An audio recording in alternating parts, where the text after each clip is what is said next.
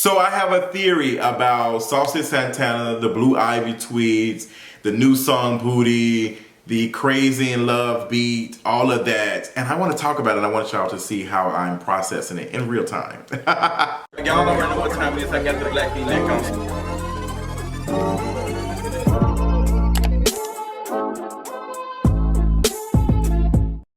So what's going on? You all know I love PR. I love PR. I love public relations. I honestly want to go to school for it, to be honest, because I love it so much. I love the study of humans and how, I love all the things and see how people process stuff, how they react to things.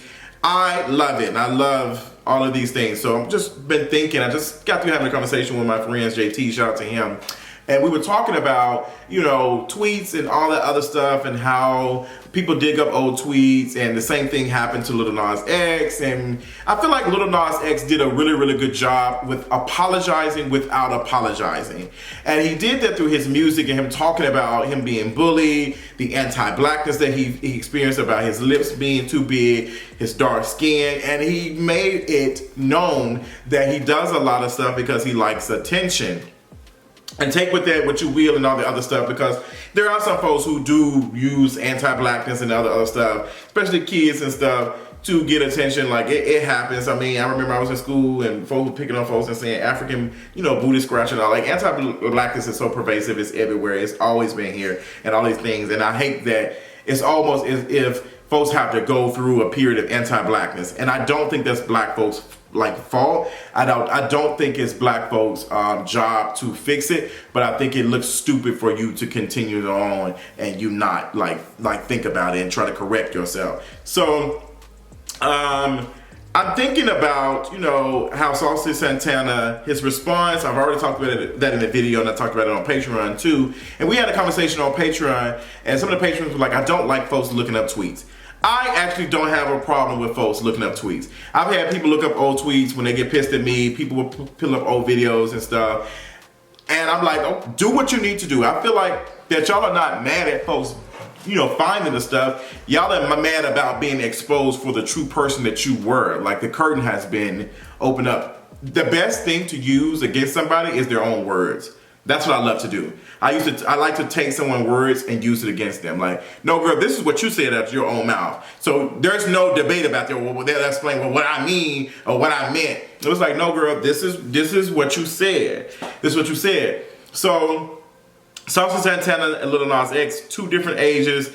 Lil Nas X was probably like very young, probably 14, 15 when he was saying these things. Saucy Santana was 20, 21 when he was saying these things. That's a big difference. We're talking about somebody who was in middle school, headed to high school, versus somebody that's about to be able to buy alcohol. There's two different things. And I've been seeing a lot of people's commentary on it. I don't think it's been the best commentary on it. I think a lot of folks are, trying to find a way to, not hold Saucy Santana accountable. And I'm like, Saucy Santana said this out of his own mouth. He said this, and then in 2020 he tweeted again and said that y'all hoes need to start getting perms in 2020. So his understanding of anti-blackness hasn't grown much, because it's 6 years after the original tweet talking about Blue Ivy and all of these things. Now you're still making these anti-black comments. Like, it's all fun and cute while we on Instagram talking and saying dumb shit. It's all fun and cute until it's like, okay. And it's funny. So the reason why I'm talking about this is because now we have Saucy Santana has released this song last Friday called Booty featuring Lotto, and it has the quote-unquote Crazy in Love sample that everyone knows. They're like, oh my gosh, Beyoncé has approved of this song. Like that's the conversation that you saw when Saucy Santana put a snippet on TikTok. Saucy Santana is very smart. He put it on TikTok, he posted, he got the girls worked up. The girls were interested, they was ready to buy. I said, oh, girl, I was worked up. I assumed that it was a song that he was doing that was featuring Lil Nas X. I was like, okay, girl, this might be the song that him and Lil Nas X is doing. Like, what's going on? What's the tea? Like, I think this is what it is, and it would be good. And I'm gonna tell y'all why in a minute, because I feel like that's what should have been done, to be honest. But it was moving as if this was Beyonce's way of, hey girl, this is the girl, this is the moment, period, blah, blah, blah, blah, blah. Like, it was giving that. And people didn't realize that the sample was not originated from Beyonce, even though we recognize it from Crazy in Love. It was actually a song that came out, I think, in the 1970s, 1980s called Are You My Woman? Tell Me So by the Chi-Lites. And the song, when it came out, it didn't do that much numbers. It wasn't doing that much numbers and stuff. So when Beyonce and her team sampled it, like they getting the coins from it. They're getting the coins. So people recognize that people recognize it from Crazy in Love. So I feel like what should have happened is that I feel like there should have been a queer artist or something on this song. I feel like there should have been, like, the only way to do something like this, you have this song that all of us recognize. We need to build on the wave of this song being similar to Crazy in Love by Beyonce. We need to build off of that because people don't know that Beyonce didn't approve this song. Let people think that. That's the problem. Let them think that. That doesn't hurt y'all. Let them think that Beyonce said yes. Let them think that. And I think, and I'm coming to a realization right now, that in the Blue Ivy tweets, although he's not getting as much backlash from it, I don't think that the tweets are career ender, all of that other stuff, but I think it's a missed opportunity. Because now, people will now see and say, oh, okay, girl, he was saying something about Blue Ivy, he was saying something about Beyonce, we love Mother, we love all of these things. And then they're also finding out that, oh, girl, Beyonce didn't approve this song because that's now the response. Like, no, Beyonce's team didn't approve this because this is not her song to approve. So now that it's been taken away from it. You've lost that. And not only have you lost it, the song is, it's not excellent. I wanted to blow the girls out the water. I would have had one of the girls on there. I feel like one of the girls should have been on this song. I think it would have been cute because this song made you think about Beyonce, Crazy in Love. There's no other female artist that can do a song. Like, Beyonce isn't at that point now where she can't perform her own songs or whatever. Like, somebody can, like, do better than her. So the only way to do that is find somebody that she can't do. She can't be a gay man. She can't be a femme masculine man. She can't do that. So I feel like that it should have been either two gays on there, or it should have been some masculine energy. Should have been some masculine Trey rapper or something. Oh, like, I don't know. It should have been something. It should have been giving the things. But I also don't know, because maybe if that would have happened, would have came off as a like too much of a like a, I don't know, like, not caricature. I don't know the word I'm thinking of, but like a skit wise. But I think they should have took that energy and it should have been remixed. Like, this is a rap song. You got this queer black man on here, this gay black man on here rapping and stuff. I feel like it should have just ate. I feel like it should have ate. I don't think that Lotto is a bad rapper. I don't think that she's not talented. I think she is. I love her voice. I love to hear her on the track. But I just don't think that she did anything for this track. I think it was kind of like, yeah. Because the song played on when I was at Bulldogs, and it just didn't give. The girls was not, they wasn't feeling it like that, booty, booty, booty. It didn't eat. It didn't eat, girl. It didn't eat. I wanted this to be the song to say, girl, this is defining of Saucy Santana on the label, money in his bag, doing his thing. Like, girl, this is, and I feel like this was just like, you teased it as, oh, girl, I got somebody on here, guess who it is? And then it's Lotto. You've already done so many songs with Lotto already.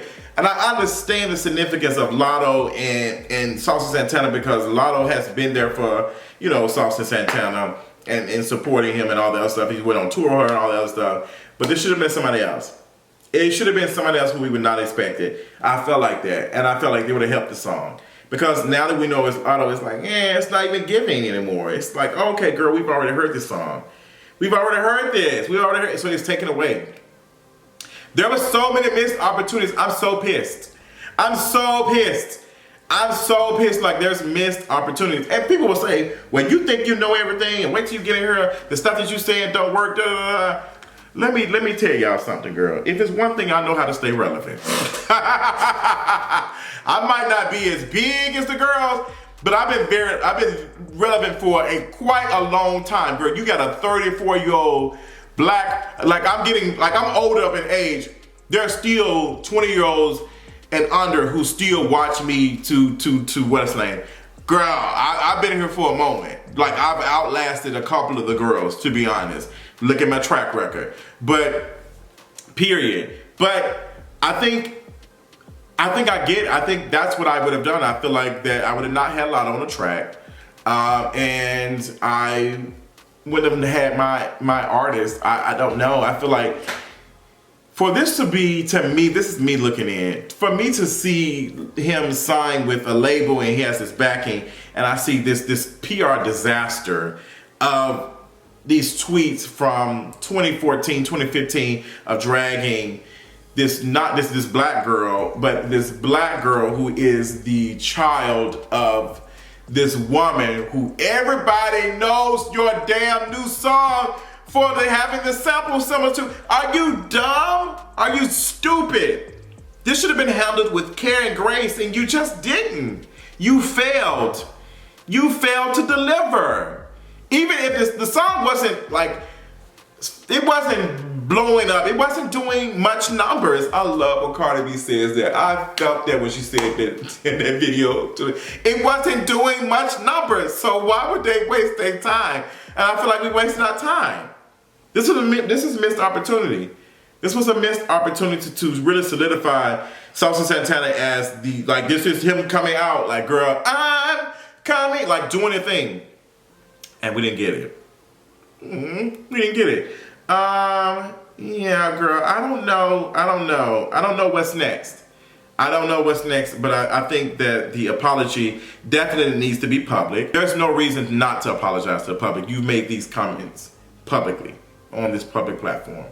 If you don't think, I think what it is, to be honest, is I don't think that Saucy Santana is interested in being quote unquote humbled, because he's already been humbled as a black gay man.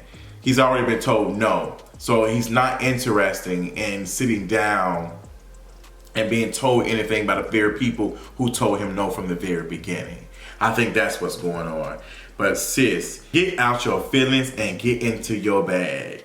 Because that apology, had you said that, within a day or two, would have solidified you as the Saucy Santana, the artist who is now signed to a major label, who is doing things and who is not out here doing $500 gigs for pride performances. Like, this is the person who is out here doing whole things for press, for paper magazine, doing all things. I'm gonna be completely honest with you. Be completely honest with you, Saucy Santana. I hope you and your team are watching this.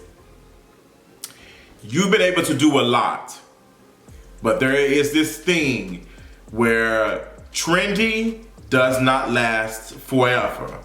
And yes, there's pride and all the other stuff, but girl, let me be honest. If they thought Lil Nas X was gonna be a one-hit wonder and he had to come out here with a solid album to snap his mark and say he is, and he's still dealing with mess at BET, what do you think is gonna happen to you 2-3 years from now?